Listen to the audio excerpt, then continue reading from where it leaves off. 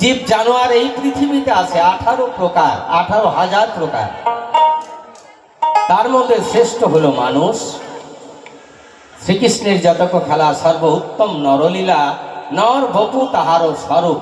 নর শব্দে মানুষ, মানুষের মধ্যে ঈশ্বর আছে। ঈশ্বরের কোনো আলাদা জায়গা নেই বাবা। এখানেই তিনি বিরাজমান, এখানেই তিনি বিরাজ করেন। নিজের অন্তর্ধানে, নিজের ভক্তির দ্বারায় সেই মানুষটাকে জাগাইতে হয়। যিনি ভক্তির দ্বারায় সে মানুষটার দর্শন পেতে পারে তিনি হন সাধু। যা ভুল ত্রুটি ক্ষমা করবেন। এই মেয়েটা গান গাইলো, ভালো লাগলো, আশা করি আরো ভালো লাগবে আপনাদের। আমি একটা ক্ষুদ্র মানুষ, মানুষ বলা ভুল হবে, একটি ক্ষুদ্র জীব। তবে একটা ছোট্ট গান আগে গাইবো। মায়ের গানটা গাইলাম মাতৃপূজা উপলক্ষেই অনুষ্ঠান বলেই একটি মায়ের গান গাইলাম। আমি আরেকটি ছোট গান গেয়ে বিষয় দিয়েছেন বোধহয় শিব পার্বতী, নাকি তাই তো? না নারী পুরুষ? কৃষ্ণ কালী, বাহ সুন্দর। তাহলে আমাকে দিয়েছে কৃষ্ণের ভূমিকা। মানুষের কত পূজার ভুল বলুন, অনেক পূজার ভুল, অনেক। যিনি কৃষ্ণ তিনিই কালী, আলাদা কিন্তু নয়। অনেক পূজার ভুল আছে মানুষের। কেননা পৃথিবীতে আগে মেয়ে ছেলে সৃষ্টি হয়নি, এক পুরুষ থেকে সারা বিশ্ব সৃষ্টি হয়েছে, শুধু একটা পুরুষ থেকে। তিনি হচ্ছে অনাদির আদি গোবিন্দ। বৃন্দাবনের কৃষ্ণ নয়, কিন্তু বৃন্দাবনের কৃষ্ণ কিন্তু নয়। এ কৃষ্ণ জগৎপতি। বৃন্দাবনের কৃষ্ণের জন্ম ছিল, মৃত্যু ছিল। রামের জন্ম ছিল, মৃত্যু ছিল। নারায়ণের জন্ম ছিল, মৃত্যু ছিল। মহাপ্রভুর জন্ম ছিল, মৃত্যু ছিল। কিন্তু যিনি জগৎ কৃষ্ণ, জগতের প্রতি, সকলের প্রতি, তিনার জন্মও নেই, মৃত্যু নেই। সেইখানে দাঁড়াতে হবে। তিনা থেকে সকলের সৃষ্টি। এই দেবতাই বলুন আর মেয়ে ছেলেই বলুন, সব তিনার কাছ থেকে সৃষ্টি। এর আগে কোনো মেয়ে ছিল না।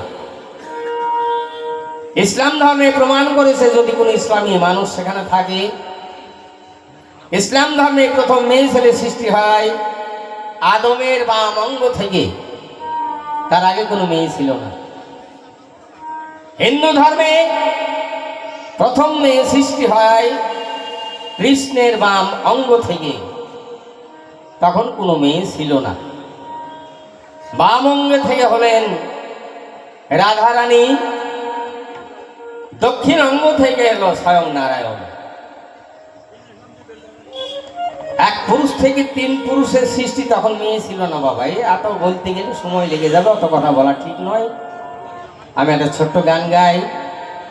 যেহেতু আমরা হিন্দু কুলে জন্ম নিয়েছি, হিন্দু ধর্মে মানুষ যদি মারা যায় দেখবেন পাড়ার বা ভিন পাড়ার সেই মানুষের বুকের উপরে কেউ 5 টাকা, 10 টাকা, কেউ 100 টাকাও দেয়, কেউ 16 আনাও দেয়। দেয় না? কি গো, দেয় না? দেন না আপনারা? মানুষ মারা গেলে বুকের উপরে দেন না? তো কেন দেন বলুন তো? বলতে হবে, যারা দিয়েছেন তাদেরকে বলতে হবে টাকাটা কেন দেওয়া হয়। সে তো মরা, সব দেহ।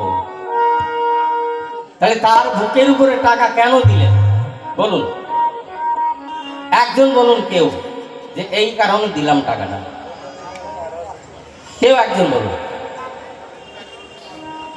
কি কেউ বলতে পারলেন না? হরিবল বলুন। হ্যাঁ, পার করার জন্য। বাহ, খুব খুশি হলাম কথাটা শুনে। যে মানুষটা চলে যাচ্ছে, এই মানুষটাকে এই দুনিয়ায় আর টাকা যাবে। তাই সবাই মিলে আশীর্বাদ করি এই করি হিসাবে তোমাকে দেয়া হলো, তুমি যেন পার হলো, কিন্তু কোনটা পার হবে সেটা জানতে হবে। কোন জায়গায় পার হবে? বৈতরণী। এই বৈতরণী নদীটা কি জানেন? এটা হচ্ছে একটা ব্যাঙের রক্ত, রামচন্দ্রের চোখের জল, এই দুই মিলে একটা নদী হয়ে গিয়েছে বৈতরণী। ব্যাঙের রক্ত মানে রাম লক্ষ্মণ যখন বনবাসে যায় সরজ নদীর তীরে, সরজ নদী, নদীটার নাম সরজ নদী, ধনুকটা নদীর কিনারায় পুঁতে স্নান করতে নেমেছে, আর ওই ধনুকের নিচে পড়ে গিয়ে সেটা ব্যাঙ। ব্যাঙের দেহ থেকে রক্ত বার হচ্ছে। রামচন্দ্র বলল, সর্বনাশ, আমার ধনুকের গোড়া দিয়ে রক্ত বার হচ্ছে কেন? ধনুকটা তুলে মাটি সরিয়ে দেখলো একটি ব্যাঙ। আঘাত পেয়ে তার দেহটা ছিদ্র হয়ে গিয়ে রক্ত বার হচ্ছে। রামচন্দ্র বলল, প্রভু ওরে ব্যাঙ, তোর যখন আঘাত লাগলো আমাকে ডাকতে পারলি না? বলো, প্রভু, মানুষ যখন বিপদে পড়ে তখন আপনাকে ডাকে, আর আপনি আমাকে নিজেই আঘাত করেছেন, আমি কাকে ডাকবো? মানুষ বিপদে পড়লে আপনাকে ডাকে, আপনি নিজেই আমাকে আঘাত করেছেন, তাহলে আমি কাকে ডাকবো? এই ব্যাঙের কথা শুনে রামচন্দ্রের দুই নয়নের ধারা বয়ে যায়। ব্যাঙের চোখের জল, ব্যাঙের রক্তের ধারা আর রামচন্দ্রের চোখের জল দুই মিলে একটা নদী হয়ে গেল, তার নাম হচ্ছে বৈতরণী নদী। এইবার গানটা শোনানো যায়। ওরে ওই ঘাটে পার হতে হবে, ওই ঘাটে পার হতে হবে, ভাঙবে যেদিন ভবের হাত,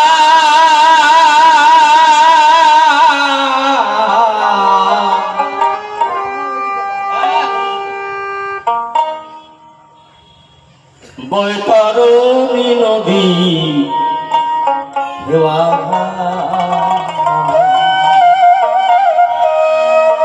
বৈতরণী নদী হেওয়া ঘাট,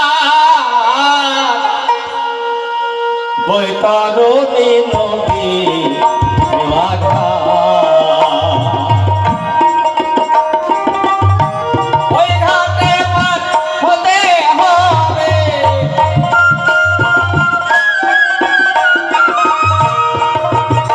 ওরে ওই ঘাটে পার হতেই হবে,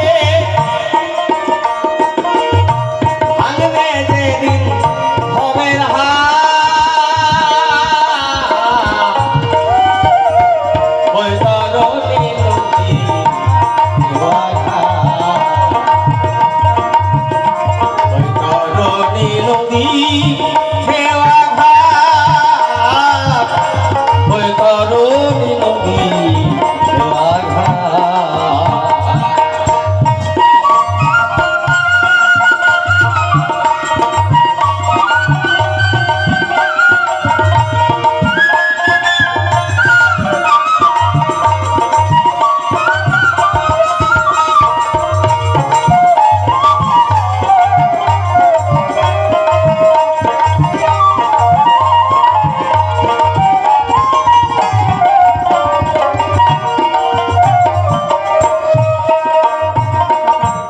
যেদিন মন তুই সব হারাবি, স্ত্রী পুত্র আর ঘরের দাবি, যেদিন মন তুই সব হারাবি,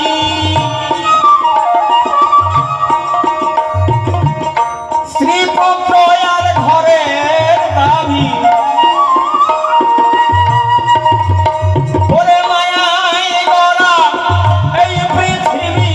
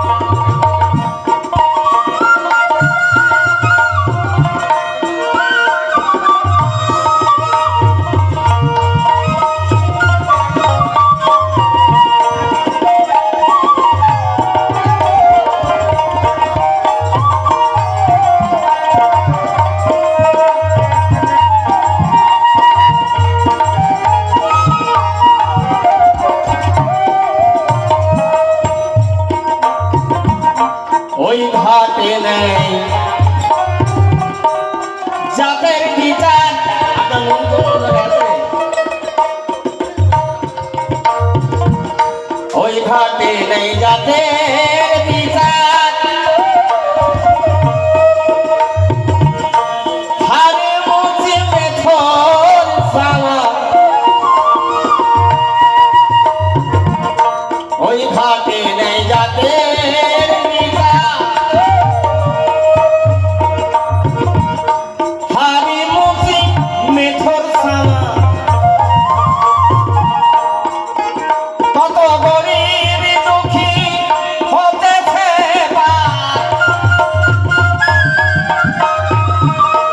গরিব দুঃখী হইতেছে আমার ঘাটের মালিক প্রাণনাথ, আমার ঘাটের মালিক প্রাণনাথ,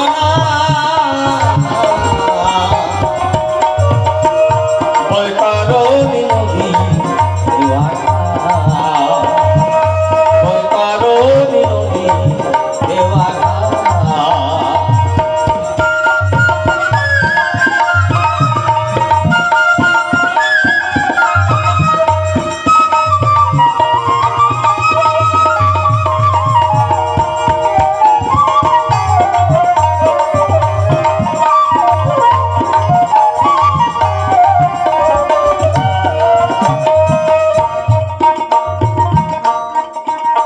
আমার ঘাটের মাঝি,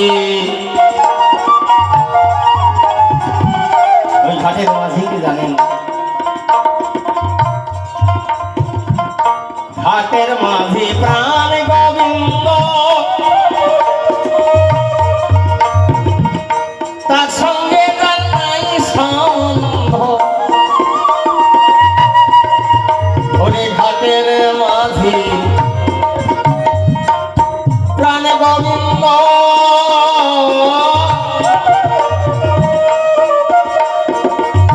তার সঙ্গে যার নাই সম্বন্ধ, ওই পার ঘাটায় তার খেওয়া বন্ধ, গোবিন্দর সঙ্গে যার সম্বন্ধ নেই তার খেওয়া বন্ধ থাকে, সে রাতেই মরুক আর দিনই মরুক, কিন্তু গোবিন্দের সঙ্গে যার সম্বন্ধ তার আর দিন নেই, তার জন্য সদা সর্বদাই তিনি নৌকা নিয়ে বসে আছেন পার করার জন্য। আমার ঘাটের মাঝি প্রাণ গোবিন্দ, তার সঙ্গে যার নাই সম্বন্ধ, ওরে পার ঘাটায় তার খেলা বন্ধ,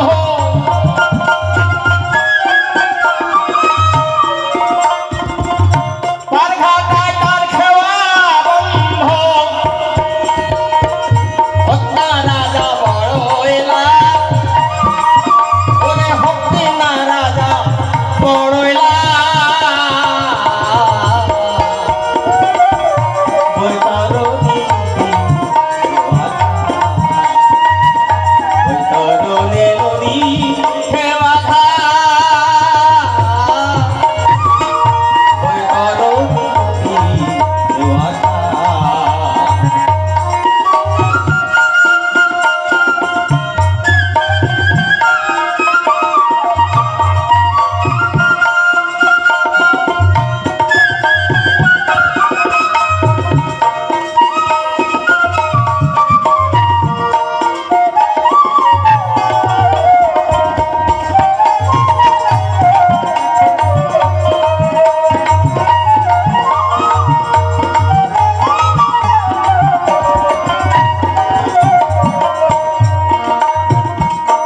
গুরুর সঙ্গে হিন্দু কুলে জন্ম নিলে তাকে মন্ত্র নিতেই হবে,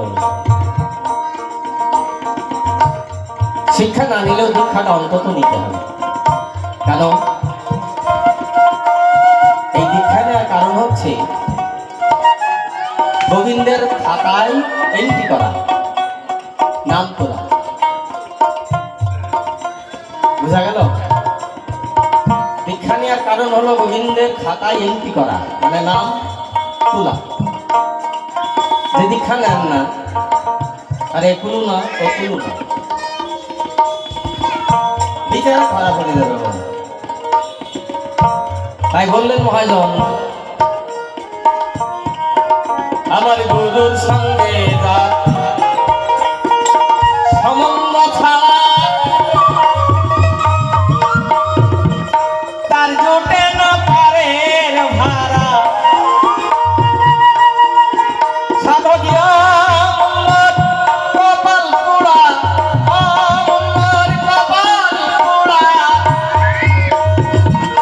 সাধন ভজন পালাই, সাধন ভজন পালাই,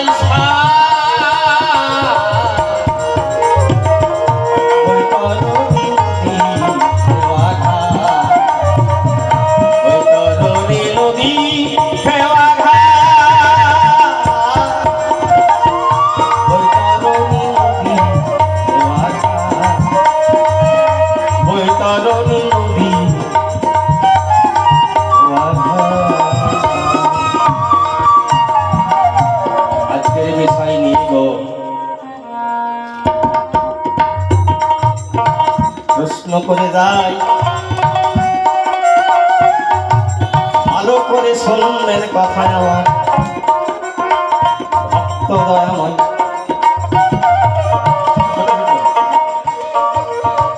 প্রথমে মেয়েটা বলে গেল,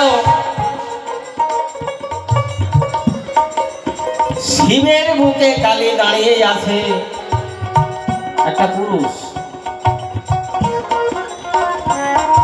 কালী দাঁড়িয়ে আছে শিবের বুকের উপর। তারপর কি বললেন, তুমি শ্মশানে থাকো কেন?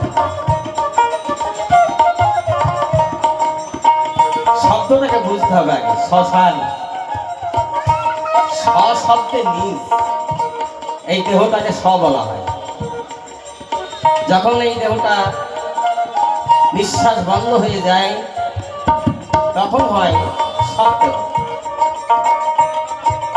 জীবিত থাকতে বলা হয় শব্দে নিজ। তাহলে সে কোথায় থাকতো? শ্মশানে। তো ছোট ছোট, ঠিকই বলেছ, যেখানে মানুষ পুরানো হয় ওটা শ্মশান নয়, ওটা হচ্ছে মর ঘাটি। ওটা হলো মর ঘাটি। মরা পুরানো হয়, সব দেহ পুরানো হয়।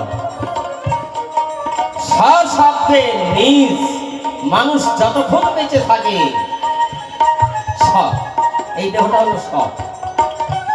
তাহলে শিব কোথায় থাকতো? শ্মশানে, মর ঘাটিতে নয়। কি পাবার জন্য? কি পাবার জন্য বলো? চারটে বস্তু। চারটে বস্তুর নাম কি? দেখবেন কালী পূজায় হোক, দুর্গা পূজায় হোক, যে কোনো প্রতিমার পূজা হোক, চারটে খুঁটি পোতা হয় না? কি হয় না? চারটে কঞ্চি থেকে তাল পাতা গুঁজে দেওয়া হয় না?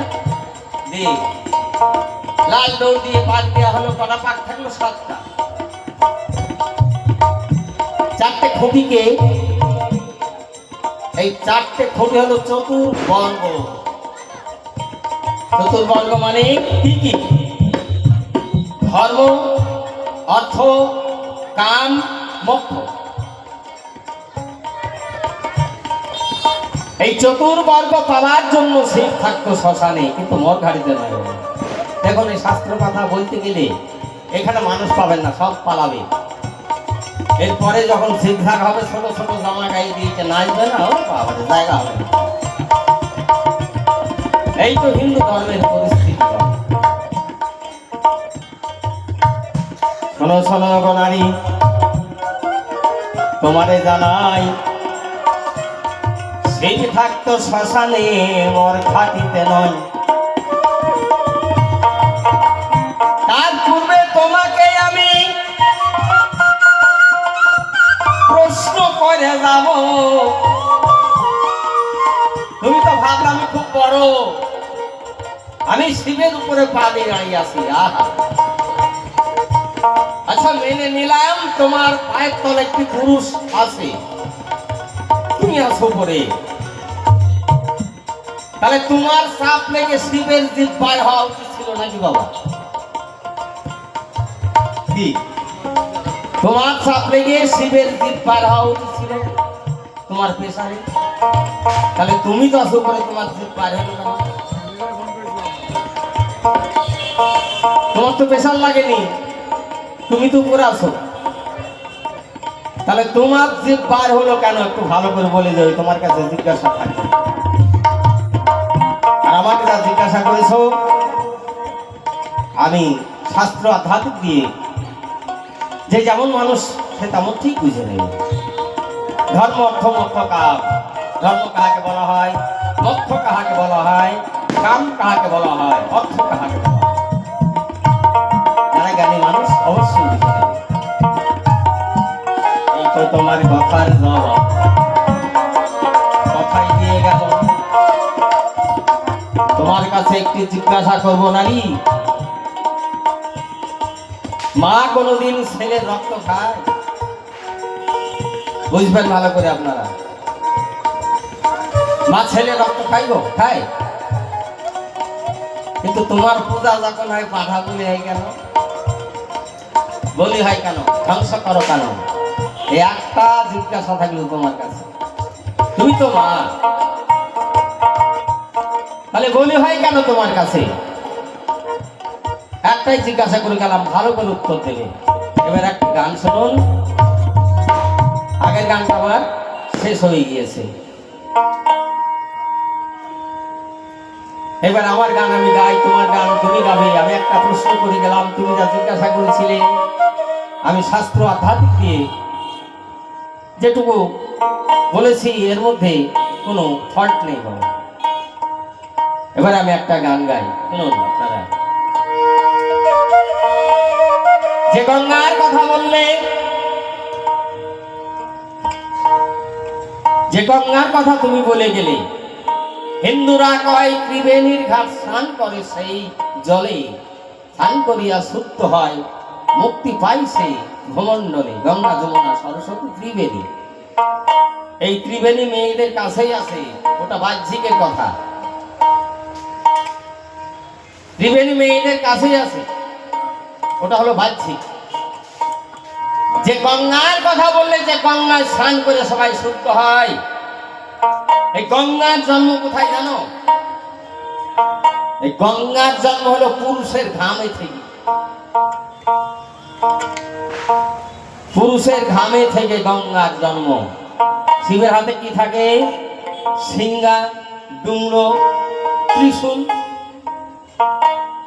সিংহায় বলে রাম, ডুমুরে বলে হরি, পঞ্চমুখে পঞ্চ গান গায় ত্রিপুরারি।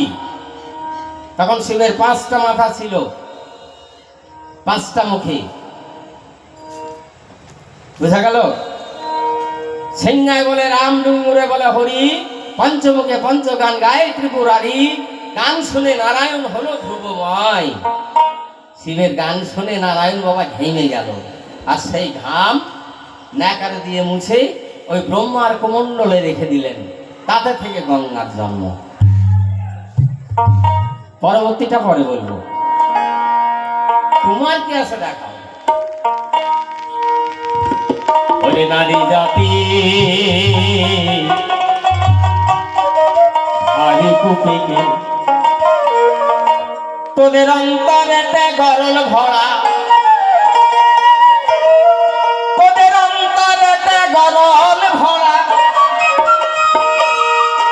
অন্তরেতে গরল ভরা, এরা মিষ্ট কথা কয় মুখে। নারী জাতি, নারী জাতি ভারী কুপিকে, নারী জাতি ভারী কুপিকে, ভারী কুপিকে।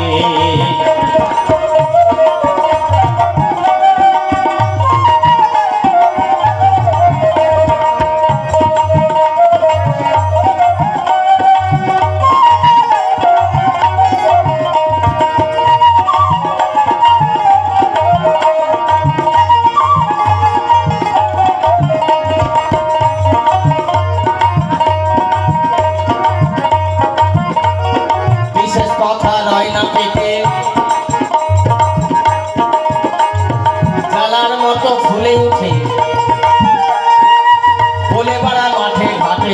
সকলের নিকটে।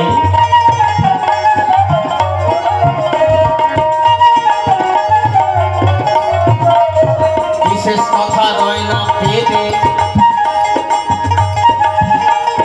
জ্বালার মতো ফুলে উঠে বলে বেড়ায় মাঠে ঘাটে। সকলের নিকটে, সকলের নিকটে দিলে শিক্ষা কথা ঘুরিয়ে মা,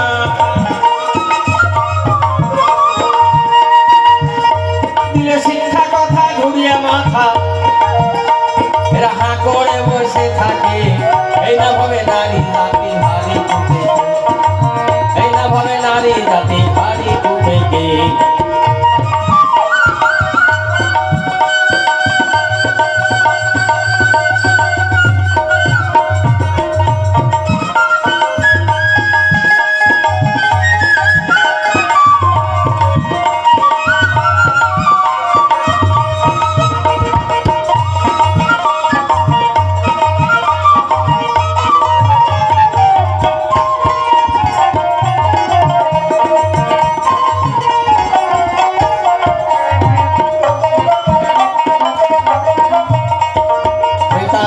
লঙ্কাপতি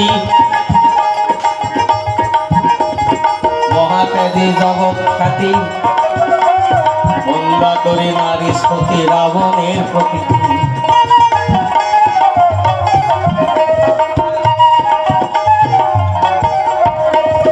ত্রেতা যুগে লঙ্কাপতি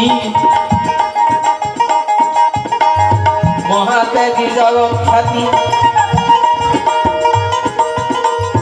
মন্দাতরী নারী সতী রাবণের প্রকৃতি, রাবণের প্রকৃতি।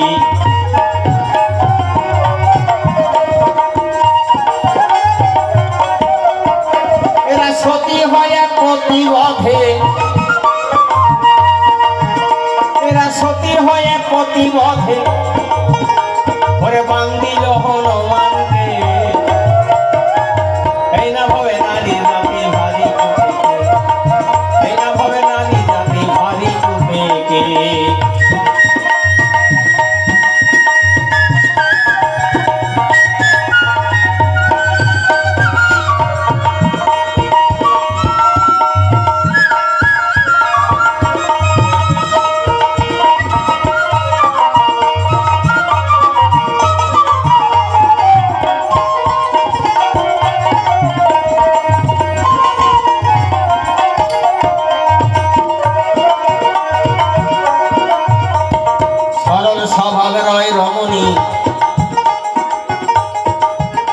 এদের বিশেষ কথায় আমি জানি,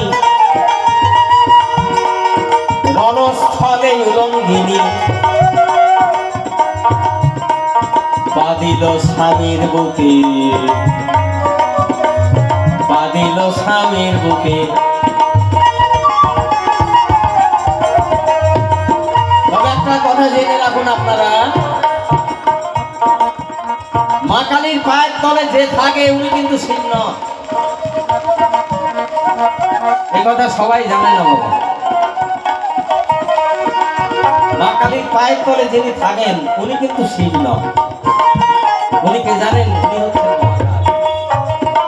শিবের একটা রূপ। শিবের পেট মোটা হয় না, মা কালীর পায়ের তলে যিনি আছেন ওনারই পেট মোটা। সরল স্বভাবের রমণী, এদের বিশেষ কথায় আমি জানি, রণস্থলে উলঙ্ঘিনী বাঁধিল স্বামীর বুকে, বাঁধিল স্বামীর বুকে। ওরে রণস্থলে উলঙ্ঘিনী, রণস্থলে উলঙ্ঘিনী বাঁধিল স্বামীর বুকে। এই না ভাবে নারী জাতি ভারী কুটে, এই না ভাবে নারী জাতি ভারী কুটে।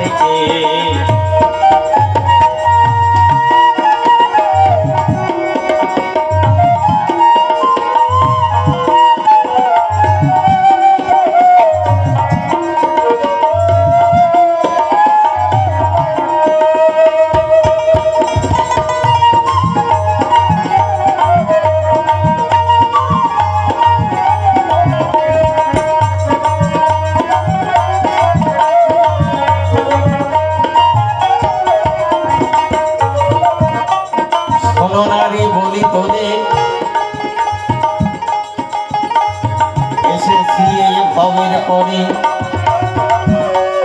কমলের চরণ ধরে দেখব নেড়ে চেড়ে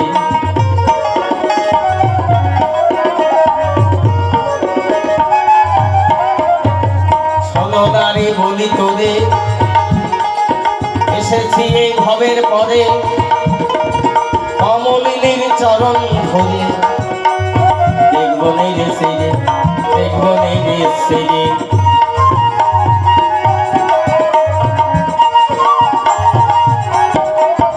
কোথায় কুমির বলে জাদু বিন্দু কোথায় কুমির বলে জাদু বিন্দু আমি মনের কথা কই তোকে এই না ভাবে নারী জাতি ভারী কুপেকে এই না ভাবে নারী জাতি ভারী কুপেকে তোদের অন্তরেতে গরল ভরা একবার জয়ের হরি হরি হরি বল হবে হরি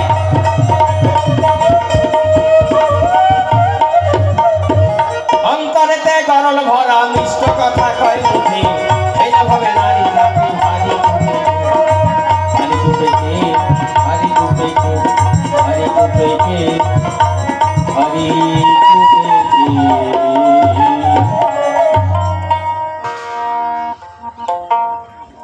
শোন রে নারী বলি তোরে আবার বলছে কমলিনীর চরণ ধরে দেখবো আমি নেড়ে চেড়ে কমলিনীটাকে আবার বলছে নারী জাতি বড় কুপেকে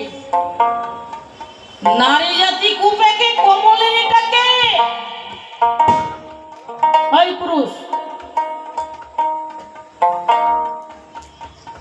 বলো দেখি কমলিনীটাকে কমলিনী হলো রাধা তাহলে রাধার চরণ নেড়ে চেড়ে তুমি দেখবা কি আছে হ্যাঁ আছে কমলিনীর চরণে বস্তু আছে কমলিনীর চরণে যে চিহ্ন আছে কৃষ্ণের চরণে নাই সেই চিহ্ন খোঁজার জন্য কৃষ্ণ কমলিনীর চরণ মস্তকে করেছিলেন শাস্ত্রে প্রমাণ করেছে প্রকৃতি হইয়া করো প্রকৃতির সঙ্গ দিনে দিনে বাড়িবে তোমার প্রেমের তরঙ্গ বলেনি যে পুরুষ হই পুরুষের সঙ্গ করতে পুরুষের ধর্মটা ত্যাগ করতে বলেছে প্রকৃতি হইয়ে সাধন করতে বলেছে পুরুষ হয়ে বলিনি তাহলে কমলিনীর চরণে কত দাম কৃষ্ণ কমলিনীর যুগল চরণ নেড়ে চেড়ে দেখছে কি বস্তু আছে সেই চিহ্নটা কি তাহলে কত দাম কমলিনী আবার তুমি বলছো নারী জাতি বড় কুপেকে তোমার মুখ নাকি গলি তোমার মুখ এক মুখে বলছো এক আর এক মুখে মানে মুখ তো একটাই তাই না আবার বলছে কৃষ্ণ কালী কৃষ্ণ একটা হিজড়িকে কালী সাজালে পরে হবে না পুরুষ হিজড়ে যদি কালী সাজানো যায় মেইলি মেইলি ভাব আছে তাকে কালী সাজলি হবে না স্বয়ং কালী আর সাজা কালী সমান নয়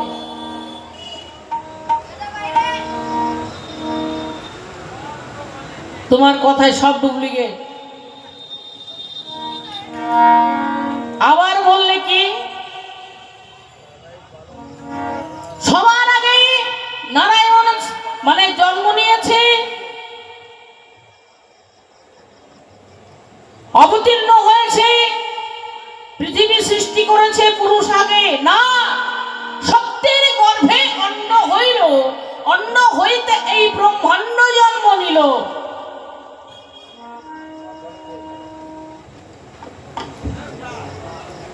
শক্তির গর্ভে অন্ন জন্ম হলো তা অন্ন হইতেই ব্রহ্মাণ্ড জন্ম নিল এখানেই শেষ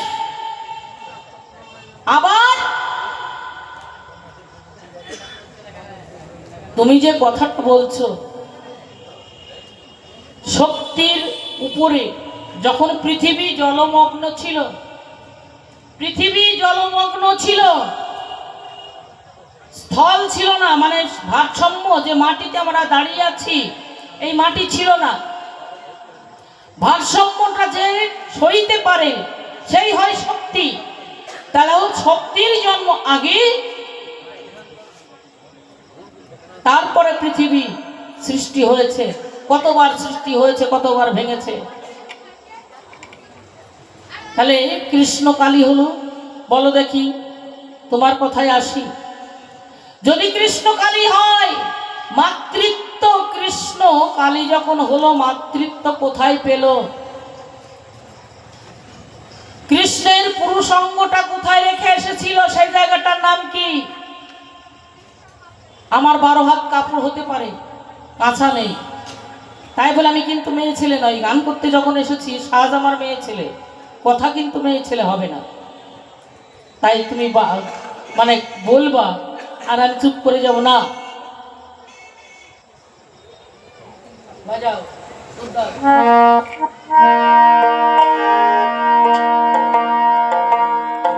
তবে গান শুনুন, পরে আসবো কথায়।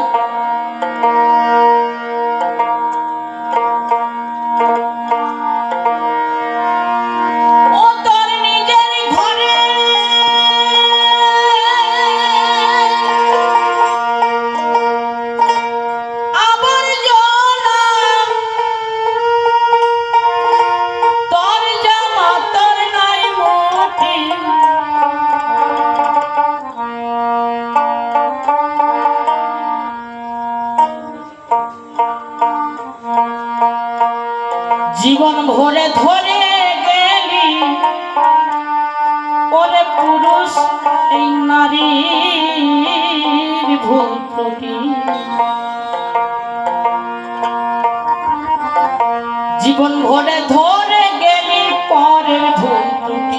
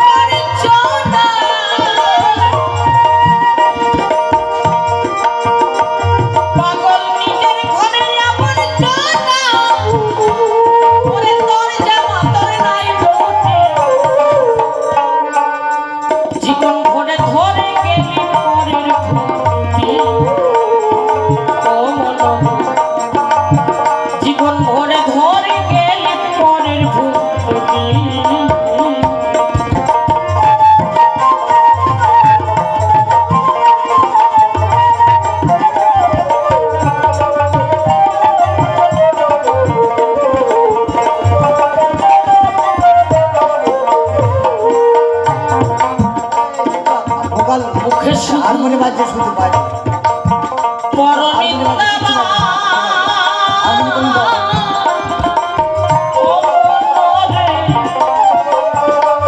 এই কর্ণেতে শুনিলি অমন শুধুই কুসুমা।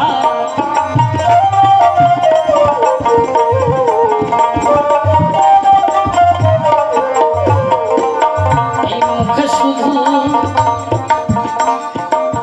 পরনিন্দা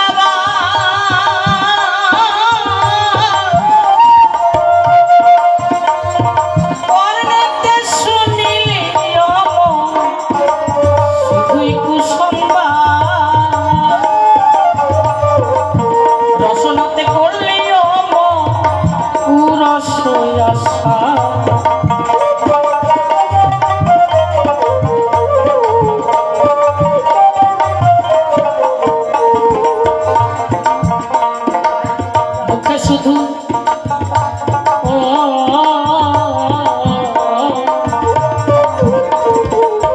মুখে শুধু করনি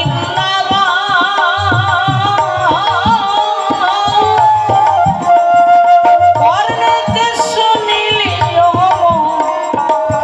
শুধুই কুসংবাদ রচনাতে করলি পুরা সোজা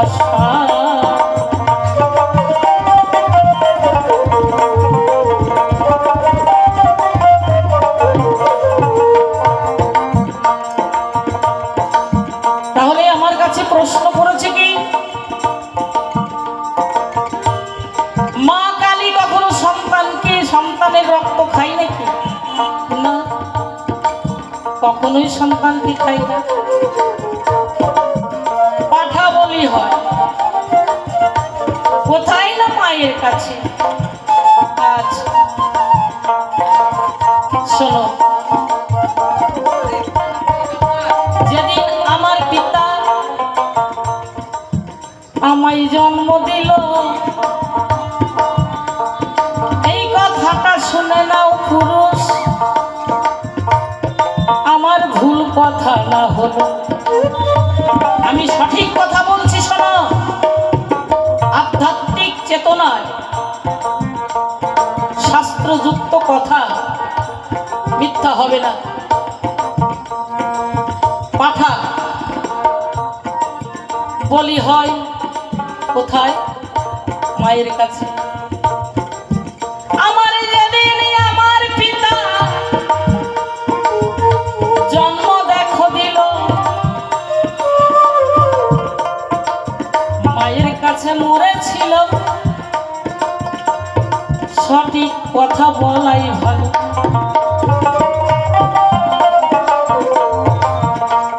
আমার পিতা যেদিন আমার জন্ম দিল, আমার মার কাছে মরেছিল।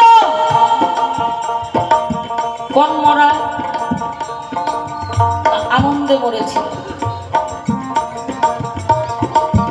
60 ফোঁটা রক্ত মরে 1 ফোঁটা হয় কাম,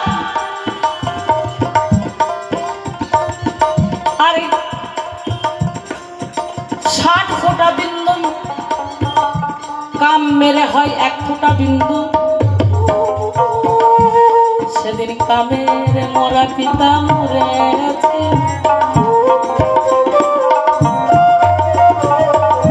আনন্দে উল্লাসে আমার পিতা ওই মাতৃদ্বারে মরেছিল। এটা কোন পাঠা না কাম? কামের জ্বালা যখন আসে, তখন পুরুষ এই মায়ের কাছে কি করতে না মরতে, না মরলে সন্তান জন্ম হয় না। পিতা না মরলে বাবা মরে, মরে একটা সন্তানকে জন্ম দেয়। তাহলে কাম পাঠা বলি হয় মায়ের কাছে। তোমার একটা কথার জবাব কথাই মিটে গেল। একটা কথার জবাবই দেখো কথাই মিটে যায়। যত আছে সাধুগুরু বৈষ্ণব আমার, আপনাদের প্রণাম জানাই। এবার প্রেমানন্দে সবাই মিলে একবার হরি গুণ গাই দাই, হরি বল হরি বল।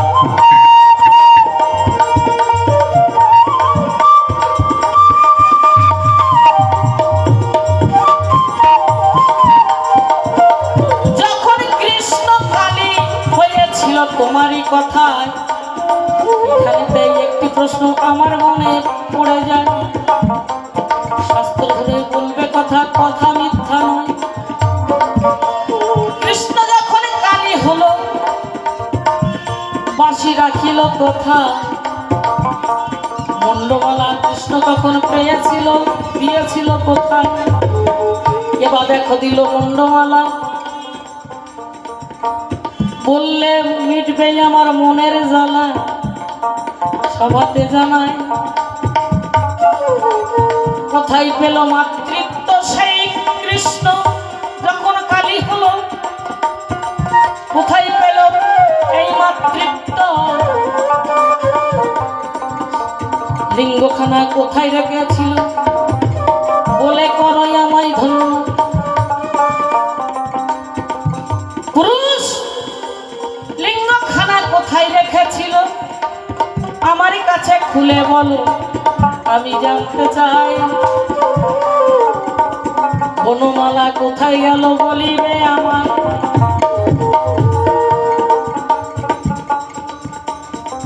মা কালীর হাতে ছিল খাড়া, খাড়া পেল যে কোথায়? সেখানে নিধুবন হয়েছিল। নিধুবন নামটি তার শাস্ত্রে প্রমাণ দিল। ধুয়াবন সেখানে কিছু নাই।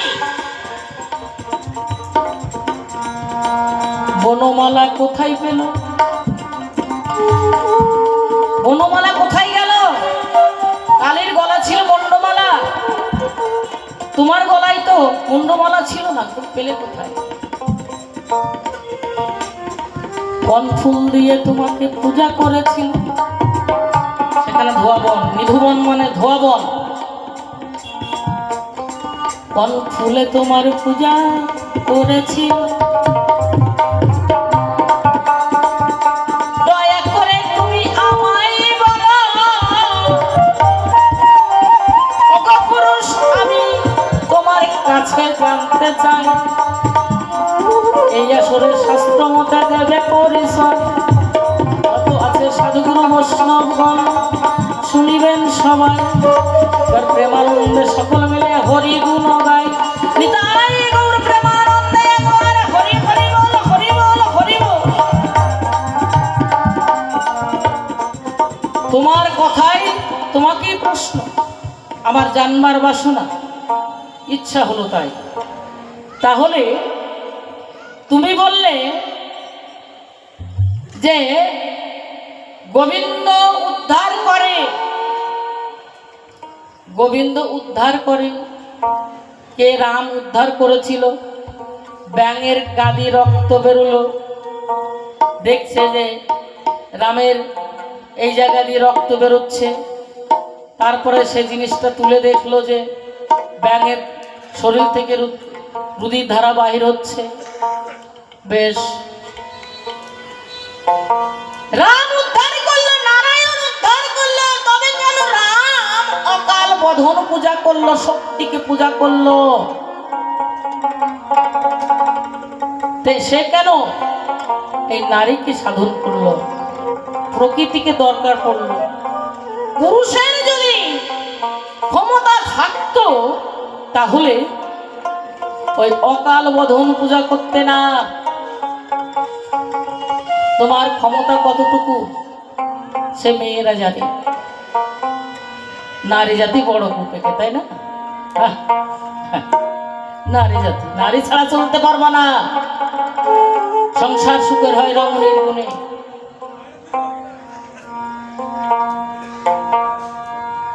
জীবন ভরে ধরে গেলি পরের ভূত, জীবন ভরে ধরে গেলি পরের ভূত, তোর নিজের ঘরের আবর্জনা, তোর নিজের ঘরের আবর্জনা, তোর জামা তোর গায়ে মুঠি, জীবন ভরে ধরে গেলি পরের ভূত, জীবন ভরে ধরে গেলি পরের ভূত।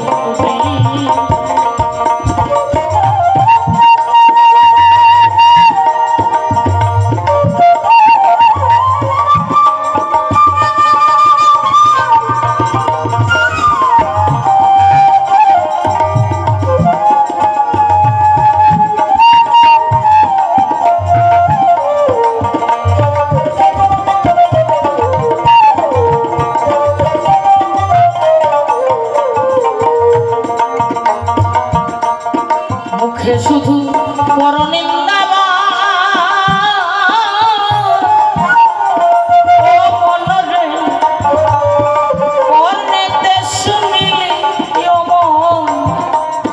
শুধুই কুসংবাদ,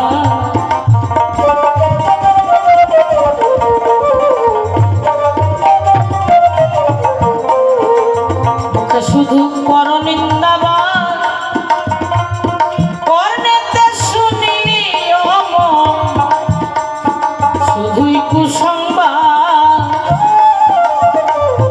রসনাতে করলি অমন কুরস আশা,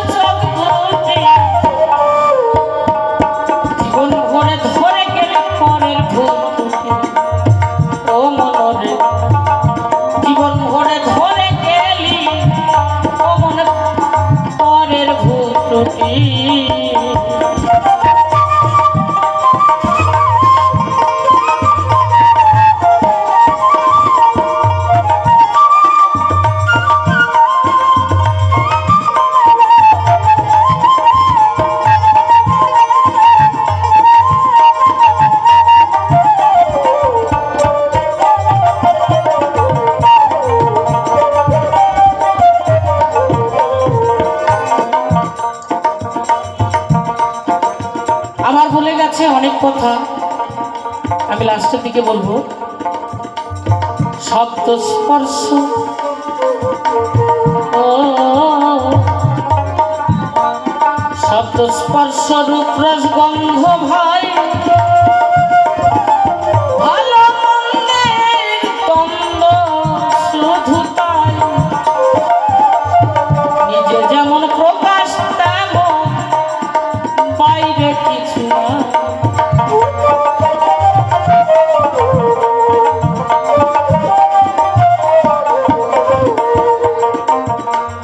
শব্দ স্পর্শ রূপরস গন্ধ ভাই, ভালো মন্দের দ্বন্দ্ব শুধু তাই, নিজে যেমন প্রকাশ তেমন ওরে বাইরে কিছু না।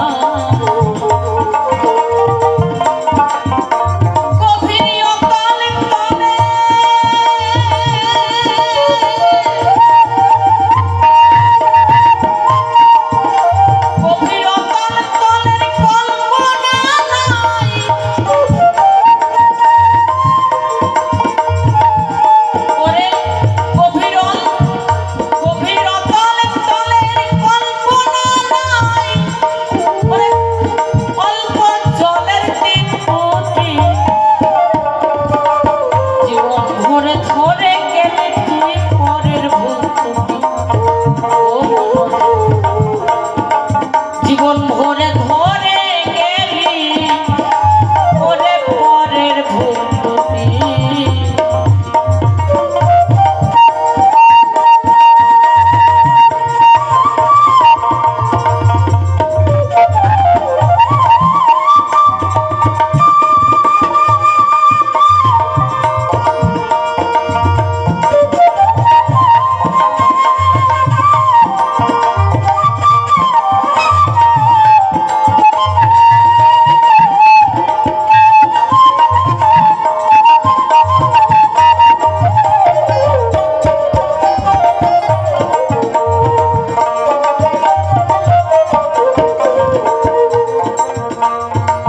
নরলোকে যেমনি হবে ভয়,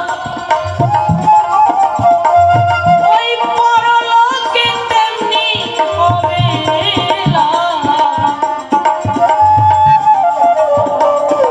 নির্ভেলে ক্ষীর পান করে রাজহংসের সেই সভা।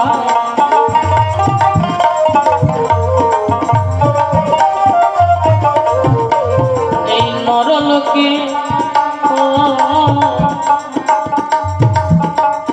যেমনি হবে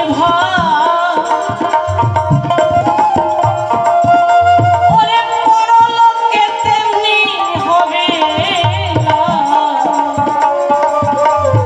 নির্ভেলে ক্ষীর পান করে রাজ হংসের সেই সভা।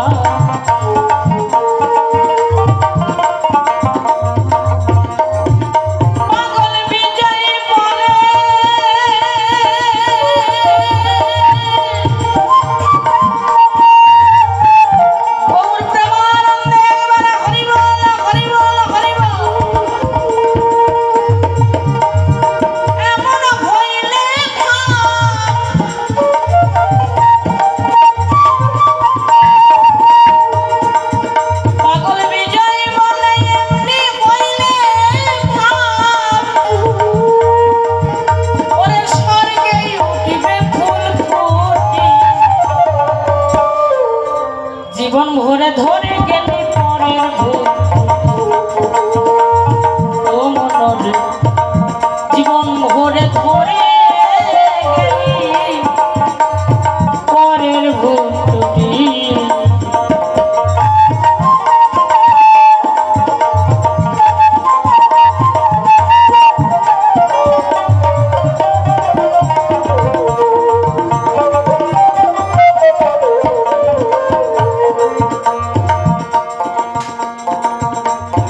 আমার কাছে আরেকটি কথা জিজ্ঞাসা করেছিল, যে কথাটা জিজ্ঞাসা করেছি আপনারা পেয়েছেন? হ্যাঁ, আসতে পেয়েছেন আপনার উত্তর? আমাকে জিজ্ঞাসা করেছিল, আমি কিন্তু বলে গেছি মার কাছে, মা কালীর কাছে কেন পাঁঠা বলি হয়? বাহ, পাঁঠা বলি হয়। আরেকটা কথা জিজ্ঞাসা করেছে যে তুমি উলঙ্গ হয়ে অসুর নিধন করতে গেলে কেন? আচ্ছা, এক কথায় উত্তর দেব নাকি বুঝিয়ে বলবো? বুঝিয়ে বলবো না এক কথায় উত্তর দেবো? হ্যাঁ, বুঝিয়ে বলতে বলছি। তাহলে অসুর প্রাকৃত জগৎ আর প্রাকৃত জগৎ, অসুর যখন নিধন হলো, শাস্ত্র মতে যেটা আমরা দেখতে পাই, যুদ্ধ হয়েছে ভোলানাথের সঙ্গে। যুদ্ধটা কি নিয়ে হয়েছিল আপনারা জানেন? আস্তে, তুমি কথা বলো না। যুদ্ধটা কি নিয়ে হয়েছিল? যুদ্ধটা হয়েছিল যখন সাগর মন্থন হলো, সমুদ্র মন্থন হয়েছিল। শুনেছেন, যুদ্ধ দেখেছেন। একদিকে উঠেছিল সধা, অন্যন্তরে উঠেছিল গড়ল। তা দেব দেবতাগণ চিন্তা করছে যে অসুররা পেয়েছে একই অমর বল, যদি এই সধা আবার অসুরগণ পায়, ওরা যদি খায়, তাহলে আমরা এমনি যুদ্ধ করে অসুরদের সঙ্গে পেরে উঠছি না। এই সধা কিন্তু অসুরদের দেওয়া যাবে না। তখন কি করলেন? ওই সধা লুকিয়ে গোপনে রাখলেন। কোথায়? না মহাদেবের কুহুমণ্ডলে ভিতরে। এখন ওই অসুরগণ যুদ্ধ করে যখন সাগর মন্থন করে সধা না পাচ্ছে, গড়ল পাচ্ছে, তখন অসুরগণ বলছে আমরা গড়ল খাবো না, আমরা যে সধা উঠেছে আমরা সধার অধিকারী। কেন? একদিকে অসুরগণ ছিল আর অপর দিকে ছিল দেবতাগণ। অসুর আর দেবতা মিলেই সমুদ্র মন্থন হয়েছিল, সেই জায়গায় সধা উঠেছিল। তাহলে যখন যুদ্ধ বাঁধলো কাদের সাথে? না দেবতাদের সাথে আর অসুরদের সাথে। দেবতাগণ হেরে গেল, অসুরদের সঙ্গে পারল না। তখন নারায়ণ অনাদির আদি যিনি, সচিতানন্দ বিগ্রহ হলেন যিনি, তার নাই গোষ্ঠ খেলা আর স্বয়ং রাধার নাই বিরহ জ্বালা। তখন তিনি ধ্যান যোগে জানতে পারলেন যে একে একমাত্র বধ করতে পারে শক্তি। ভালো ভালো প্রশ্ন করছো, ভালো লাগছে। একমাত্র অসুরদের নিধন করতে পারে একমাত্র শক্তি। ভোলানাথ পাগলা ভোলা গাঁজা ভাং খেয়ে শ্মশানে মশানে পড়ে থাকে। নারায়ণ যে তখন নারদকে দিয়ে পাঠিয়ে বলছে, মামা ওই দেখো অসুরদের সব মেরে ফেললো, মামিকে পাঠিয়ে দাও। ভোলানাথ স্মরণ করছে কালীকে।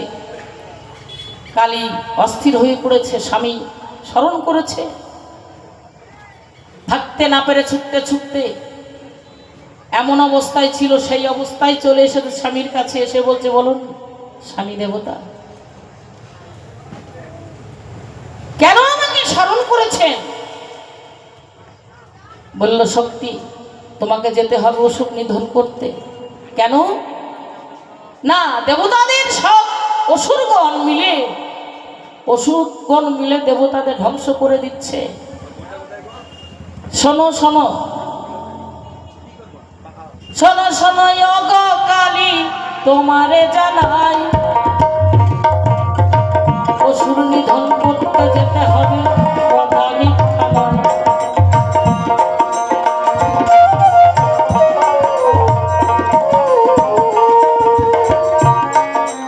তোমরা তো পুরুষ, দেবতাগণ আরো ছিল।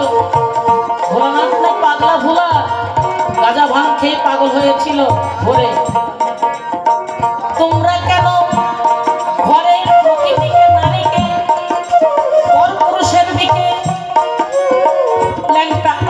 তাই অসুর নিধন করতে যেতে দিলে একটা বসন কেন দিলে না? দয়া করে বলবে পুরুষ এই আসর দেবে বর্ণনা।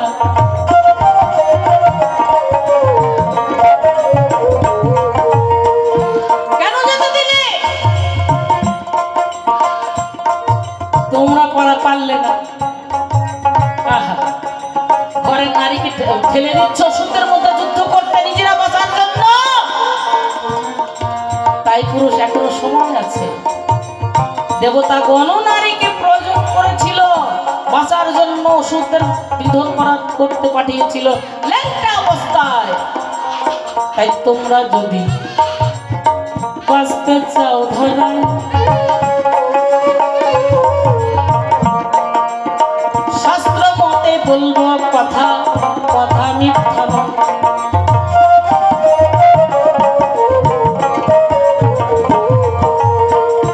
এই নারীকে সাধন করো, এই শক্তিকে সাধন করো যদি সুস্থভাবে বাঁচতে চাও। এই তো তোমার কথার জবাব, কথাই দিয়ে যাই। কেন বা অসুরদের মধ্যে একটা নারীকে যুদ্ধ করতে পাঠাইলে? কেন পাঠালে? তোমাদের ক্ষমতা কি ছিল? পুরুষ পুরুষ করছো। এটা পুরুষ নয়। নারীকে ঠেলে দিয়ে নিজেরা জীবন বাঁচাতে পিছিয়ে থাকে, তাকে কার পুরুষ বলা হয়? তাই পুরুষকে সাধন করে কিছু ফল হবে না, শক্তিকে সাধন করো। বুঝেছ? যেমন ভোলানাথ আজ পড়ে আছে, তুমি একটা কথা বলেছো ভোলানাথ পড়ে নেই, মহাকাল পড়ে আছে। হ্যাঁ, 108টা নামের মধ্যে মহাকাল একটা শিবের নাম।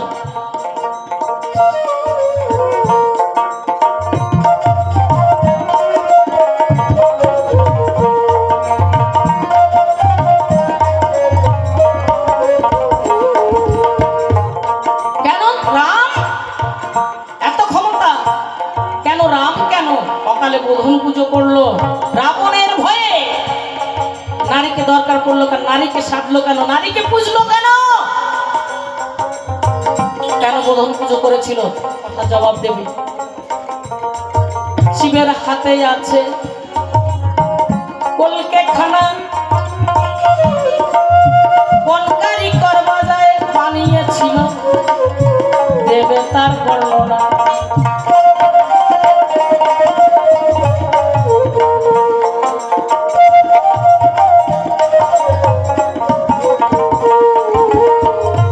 কোন কারিগর বানিয়েছিল কলকাতা? কে দিয়েছিল? ভোলানাথকে। রাজার জন্ম কোথায়? আর কলকের ভিতরে একটা গোল টাইপের, ওটা বলে ঠিকরি। এই ঠিকরিটাকে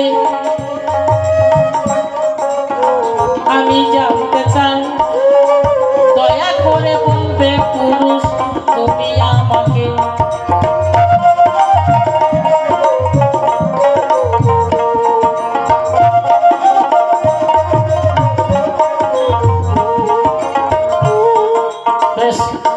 মা কালী অসুর নিধন করেছে, সন্তান মেরে রক্ত খায় ভোলানাথের গলায়।